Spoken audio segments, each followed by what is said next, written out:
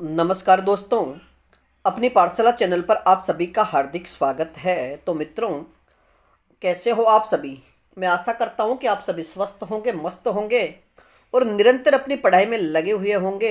तो मित्रों, मैं फिर से हाजिर हूं एक नए टॉपिक के साथ में, और आज का अपना टॉपिक होगा हिंदी साहित्य का इतिहास।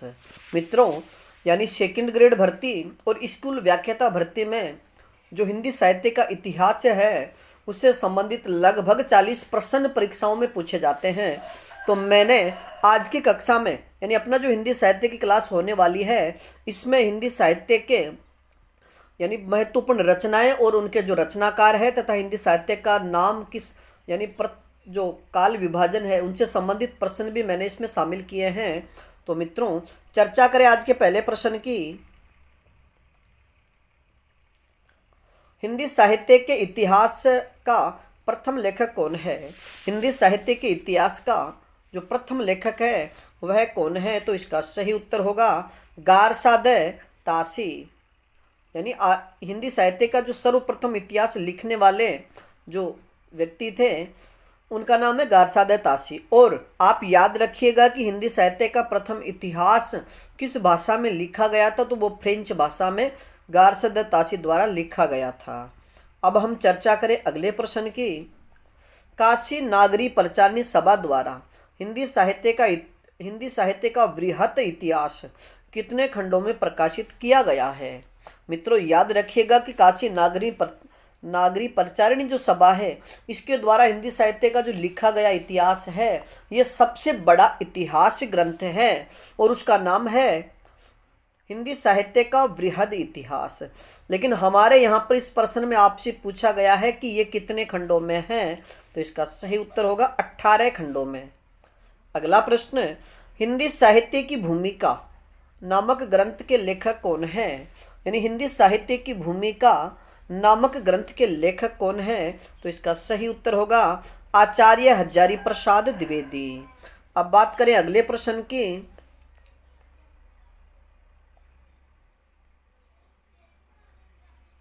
हिंदी साहित्य के इतिहास लेखन की परंपरा में मिस्र बंधुओं ने किस ग्रंथ द्वारा अपना महत्वपूर्ण योगदान किया है? यानी हिंदी साहित्य का जो इतिहास लिखा गया, उस परंपरा में मिस्र बंधुओं के द्वारा जो हिंदी साहित्य इतिहास पर ग्रंथ लिखा गया, उस ग्रंथ का नाम क्या है? तो इसका सही उत्तर होगा मिस्र बंधु विनोद। अब बात करें अगले प्रश्न की। हिंदी साहित्य के इतिहास लेखन से पूर्व किस प्रसिद्ध ग्रंथ में हिंदी के विभिन्न कवियों के जीवन वृत्त और कृतित्व का परिचय मिलता है? तो इसका सही उत्तर होगा 84 वैष्णव की वार्ता। मित्रों, याद रखिएगा कि 84 वैष्णव की जो वार्ता है, इसमें हिंदी साहित्य इतिहास लेखन में जो जितने भी कवि हैं, उनका जीवन वृत्त और उनकी रचनाओं का वर्णन दिया गया है। अब बात करें आज के अगले प्रश्न की। आचार्य रामचंद्र शुक्ल का हिंदी ग्रंथ, जिसका नाम है हिंदी साहित्य का इतिहास, यानी आचार्य रामचंद्र शुक्ल ने जो शुक्ल के द्वारा जो ग्रंथ लिखा गया, उसका नाम है हिंदी साहित्य का इतिहास। स्वतंत्र पुस्तक के रूप में यानी स्वतंत्र पुस्तक से पूर्व ये किस रूप में प्रकाशित हुआ था? तो इसका सही उत्तर होगा हिंदी शब्द सागर की भूमिका। मित्रों, याद रखिएगा कि आचार्य रामचंद्र शुक्ल के द्वारा जो हिंदी साहित्य का इतिहास लिखा गया, ये एक स्वतंत्र पुस्तक से पहले हिंदी शब्द सागर की भूमिका के रूप में लिखा जाता था। अब बात करें आज के अगले प्रश्न की। हिंदी यानी सरोज स्मृति नामक ग्रंथ की रचना किसने की है? सरोज स्मृति ग्रंथ की रचना किसने की है? तो इसका सही उत्तर होगा सूर्यकांत त्रिपाठी निराला ने। और मित्रों, याद रखिएगा, हिंदी साहित्य का शोक गीत के नाम से प्रसिद्ध रचना कौन सी है? यानी हिंदी साहित्य का पहला शोक गीत नाम से प्रसिद्ध रचना कौन सी है? तो इसका सही उत्तर होगा सरोज स्मृति। और आपको बता दें कि जो सरोज है, वो निराला की एकमात्र सहारा उनकी पुत्री, और विवाह के बाद में उस पुत्री की मृत्यु के बाद में निराला ने अपनी पुत्री के शोक में एक कविता लिखी और वह कविता सरोज स्मृति के नाम से प्रसिद्ध हुई। अब बात करें अगले प्रश्न की, आधुनिक काल की मीरा किसे कहा जाता है? आधुनिक काल की मीरा या हिंदी साहित्य में आधुनिक काल की मीरा के नाम से किसे जाना जाता है? तो इसका सही उत्तर होगा महादेवी वर्मा। और मित्रों, महादेवी वर्मा के जन्म की बात करें तो इनका जन्म 1907 ईस्वी को हुआ था और इनके द्वारा नीरजा, यामा यानी कई प्रकार की रचनाएं लिखी गई और इनके द्वारा जो रचनाएं लिखी गई है उनमें सबसे ज्यादा पशु व पक्षी प्रेम ही दिखाई देता है। अब बात करें आज के अगले प्रश्न की, रीतिकाल को काव्य की दृष्टि से कितने भागों में बांटा गया है? रीतिकाल को काव्य की दृष्टि से कितने भागों में बांटा गया है? तो इसका सही उत्तर होगा 3 भागों में। मित्रों याद रखिएगा कि आचार्य विश्वनाथ ने रीतिकाल को काव्य की दृष्टि से 3 भागों में बांटा है। पहला रीतिबद्ध काव्य, दूसरा रीति सिद्ध काव्य और दूसरा रीति सिद्ध और तीसरा है रीति मुक्त काव्य, यानी रीतिबद्ध काव्य, रीति मुक्त काव्य और रीति सिद्ध काव्य। अब हम चर्चा करें अगले प्रश्न की,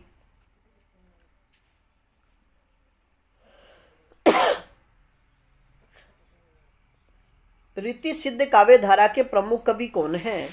रीति सिद्ध काव्य धारा के प्रमुख कवि कौन हैं? तो इसका सही उत्तर होगा कवि बिहारी।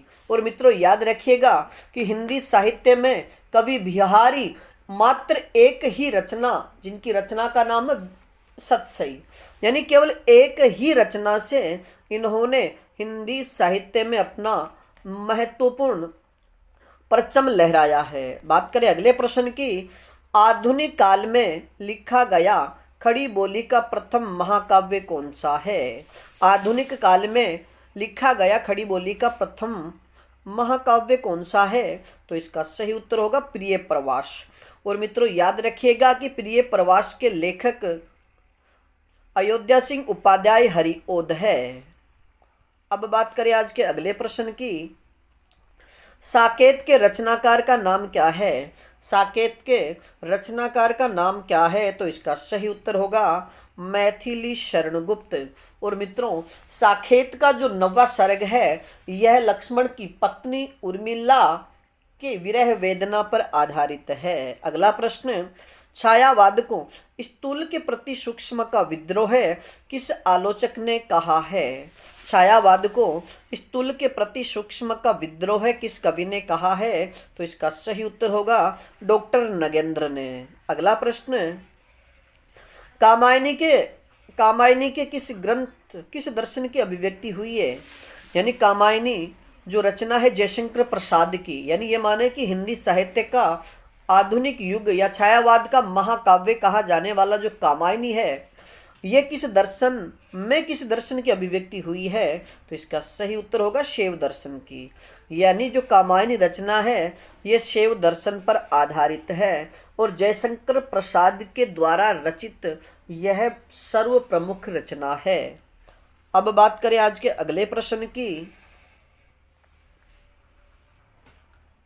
जागरण सुधार काल के नाम से किस काल को जाना जाता है? जागरण सुधार काल के नाम से किस काल को जाना जाता है? तो इसका सही उत्तर होगा द्विवेदी काल को। और मित्रों याद रखिएगा कि द्विवेदी काल 1900 ईस्वी से लेकर के 1918 या 20 ईस्वी तक माना जाता है। अगला प्रश्न, चिंतामणि भाग 1 में कितने निबंध हैं? चिंतामणि भाग 1 में कितने निबंध हैं? तो इसका सही उत्तर होगा 17 निबंध। अगला प्रश्न, पथिक खंड काव्य के रचनाकार का नाम क्या है? पथिक खंड काव्य के रचनाकार का नाम क्या है? तो इसका सही उत्तर होगा राम नरेश त्रिपाठी। अगला प्रश्न, सच्चिदानंद हीरानंद वात्स्यायन अज्ञेय को ज्ञानपीठ पुरस्कार किस रचना पर मिला था? यानी सच्चिदानंद हीरानंद वात्स्यायन अज्ञेय को ज्ञानपीठ पुरस्कार किस रचना पर मिला? तो इसका सही उत्तर होगा कितनी नावों में कितनी बार? मित्रों याद रखिएगा कि सच्चिदानंद हीरानंद वात्स्यायन अज्ञेय को 1978 में कितनी नावों में कितनी बार रचना के लिए ज्ञानपीठ पुरस्कार मिला है। और अज्ञेय जी को आंगन के पार द्वार 1900 रचना के लिए 1965 में साहित्य अकादमी पुरस्कार मिला। अब बात करें अगले प्रश्न की। मीराबाई की भक्ति किस भाव की थी? मीराबाई की भक्ति किस भाव की थी? तो इसका सही उत्तर होगा माधुर्य भाव की। अगला प्रश्न, सुमित्रा नंदन पंत की कौन सी रचना मानवतावादी रचना है? तो इसका सही उत्तर होगा लोकायतन।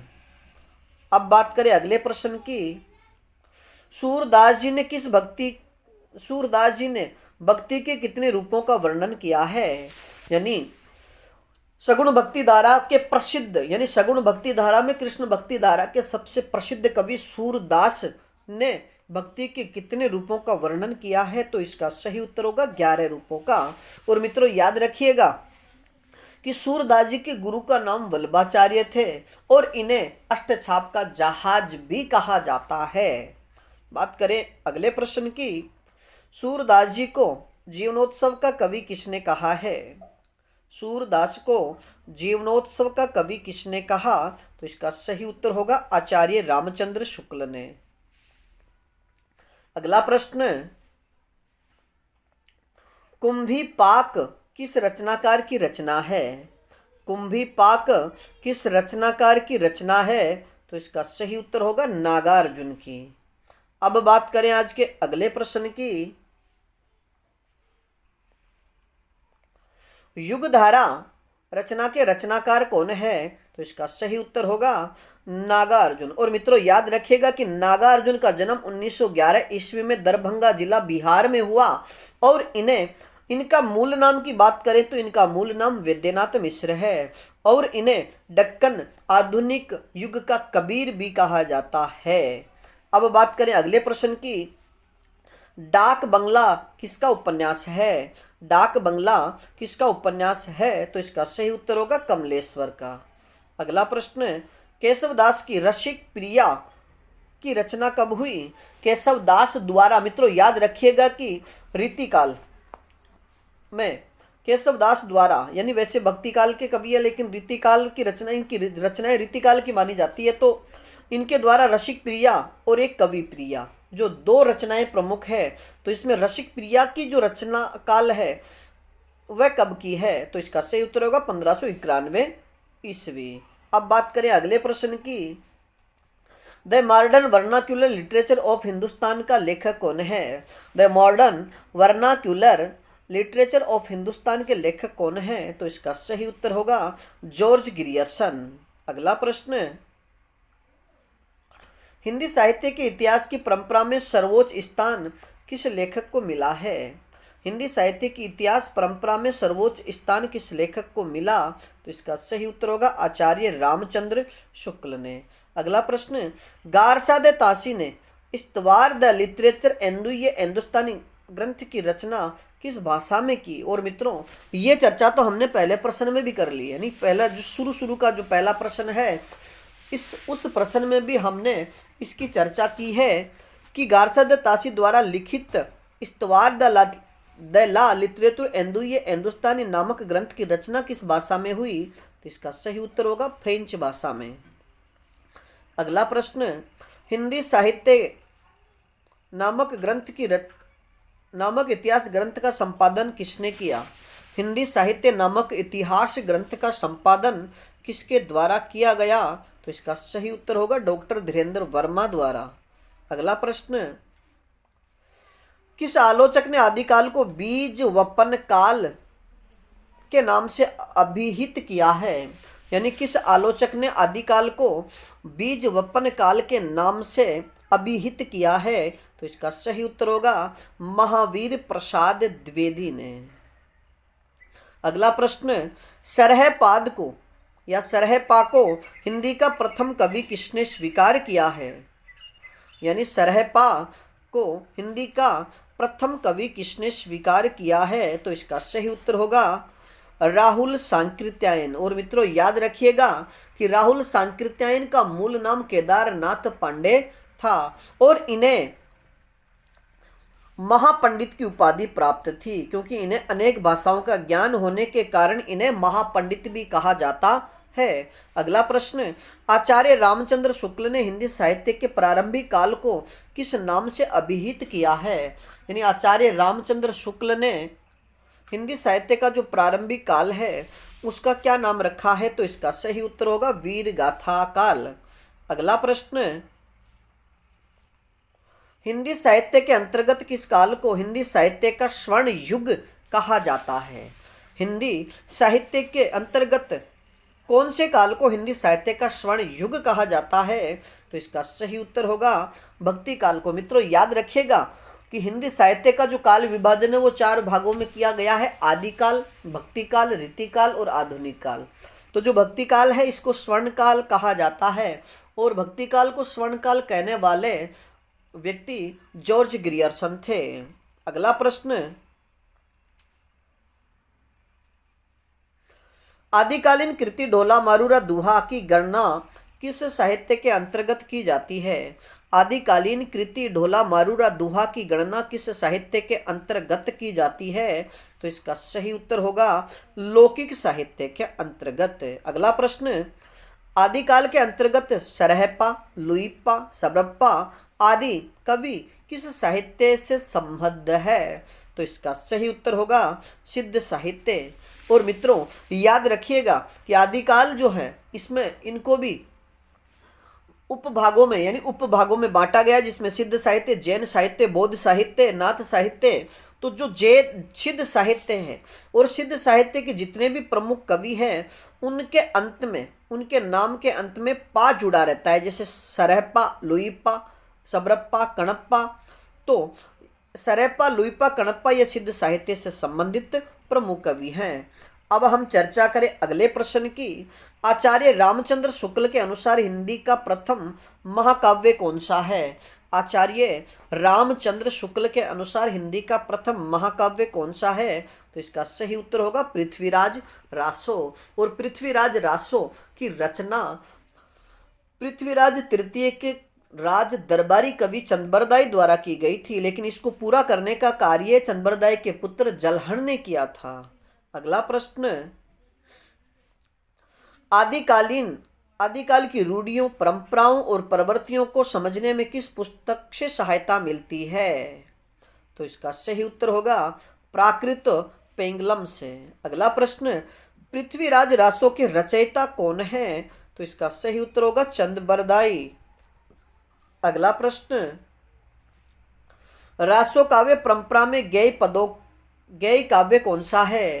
यानी रासो काव्य परंपरा में गेय काव्य कौन सा है? तो इसका सही उत्तर होगा बीसलदेव रासो। मित्रों याद रखिएगा कि अजमेर के चौहान बीसलदेव यानी विग्रहराज चतुर्थ और उनके दरबारी कवि नाहल सिंह द्वारा रचित जो काव्य है, बीसलदेव के जीवन वृत्त पर लिखा गया जो काव्य है बीसलदेव रासो, जो एक वीर काव्य और गेय काव्य माना जाता है। वैसे मूल रूप से यह श्रृंगारिक काव्य है। अगला प्रश्न, दामोदर शर्मा द्वारा रचित उक्ति व्यक्ति प्रकरण किस प्रकार का ग्रंथ है? तो इसका सही उत्तर होगा व्याकरण ग्रंथ। मित्रों याद रखिएगा उक्ति व्यक्ति प्रकरण ग्रंथ एक व्याकरण ग्रंथ है जो दामोदर शर्मा द्वारा रचित है। अगला प्रश्न, आदिकाल में खड़ी बोली को काव्य की भाषा बनाने वाला पहला कवि कौन है? आदिकाल में खड़ी बोली को काव्य की भाषा बनाने वाला पहला कवि कौन है? तो इसका सही उत्तर होगा अमीर खुसरो। अगला प्रश्न,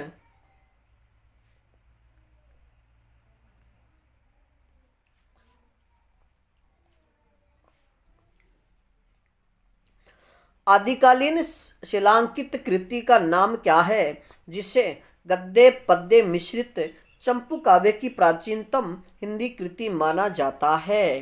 तो इसका सही उत्तर होगा राउल वेल। मित्रों याद रखिएगा यानी हिंदी साहित्य के आदिकाल में एक रचना प्राप्त हुई है जो शिलाओं पर अंकित है और उस रचना का नाम है राउल वेल, और यह रोड़ा कवि द्वारा रचित रचना है और यह गद्य और पद्य में मिश्रित है, और गद्य में और पद्य में मिश्रित जो रचना होती है उसे चंपू काव्य कहा जाता है। अगला प्रश्न है,